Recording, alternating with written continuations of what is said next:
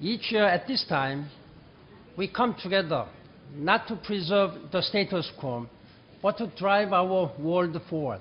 The United Nations General Assembly did not witness a handshake between President Barack Obama and Iranian President Hassan Rouhani, but it set the stage for a diplomatic breakthrough between the adversarial nations. But how did we get here? Let's start back in 1953.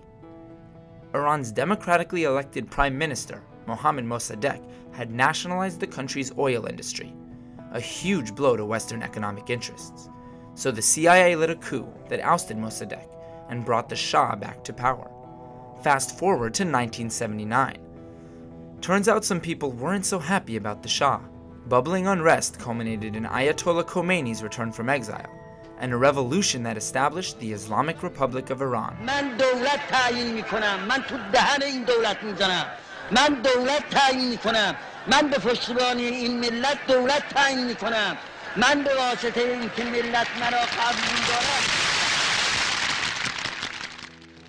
Calling the US the Great Satan, Khomeini whipped up anti-American sentiment. When President Jimmy Carter gave the Shah sanctuary to receive cancer treatment in the US, Iranian revolutionaries stormed the American embassy in Tehran, taking dozens hostage. This is an ABC News special. The Iran crisis. America held hostage. The U.S. Embassy in Tehran has been invaded and occupied by Iranian students. The Americans inside have been taken prisoner. According to a student spokesman, will be held as hostages until the deposed Shah is returned from the United States. On April 8, 1980, the U.S. officially cut diplomatic ties with Iran. Next came U.S.-imposed embargoes and sanctions, American involvement in the Iran-Iraq War, and the scandalous Iran-Contra affair. We did not, repeat, did not trade weapons or anything else for hostages. Reagan officially labeled Iran a state sponsor of terrorism. And after the US shot down an Iranian passenger plane, killing 290 people, the Islamic Republic wasn't exactly pleased with America either.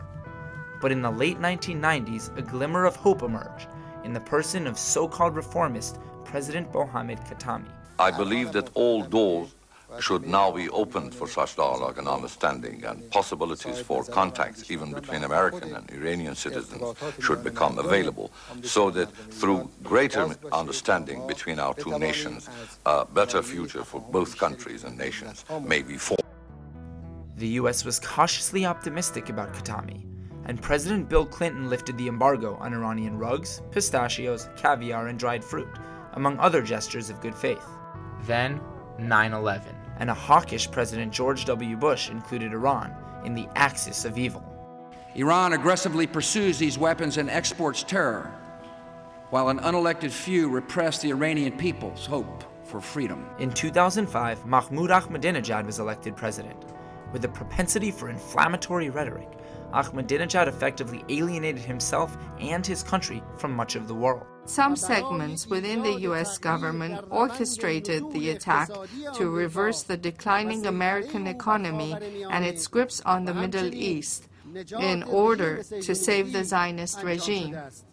Today, the United Nations Security Council voted overwhelmingly to sanction Iran for its continued failure to live up to its obligations. This resolution will put in place the toughest sanctions ever faced by the Iranian government. This year, the more moderate Rouhani was elected president of Iran, and relations between the two states have begun to thaw. Both sides have expressed a willingness to explore the possibility of diplomatic relations. I want to be clear. We are encouraged that President Rouhani received from the Iranian people a mandate to pursue a more moderate course. And given President Rouhani's stated commitment to reach an agreement, I am directing John Kerry to pursue this effort with the Iranian government. I would like to say to American people, I bring peace and friendship from Iranians to Americans. Just now, I spoke on the phone with President Rouhani of the Islamic Republic of Iran.